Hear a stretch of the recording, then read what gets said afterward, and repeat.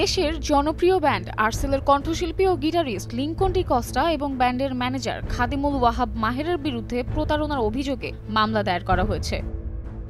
মামলাটি করেছেন রাজশাহী বিশ্ববিদ্যালয়ের কেন্দ্রীয় ছাত্র সংসদের সাধারণ সম্পাদক মোহাম্মদ সালাউদ্দিন আম্মার। বলা হয়, চুক্তিবদ্ধ হয়ে রাজশাহী বিশ্ববিদ্যালয়ে জুলাই ৩৬ মুক্তির উৎসব উদযাপনের অনুষ্ঠানে অংশ না নেওয়ার কারণেই এই অভিযোগ। বুধবার ঢাকার মেট্রোপলিটন ম্যাজিস্ট্রেট আওলাদ হোসাইন মোহাম্মদ জুনাইদের আদালতে এ মামলা করা হয়। মামলার বিবরণ অনুযায়ী গত ১৫ আগস্ট ছিল জুলাই ৩৬ মুক্তির উৎসব উদযাপনের অনুষ্ঠান।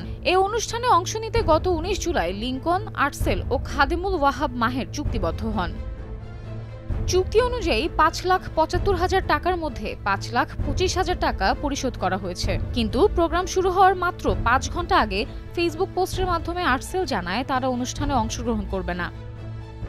Samiha Majumdar, star news.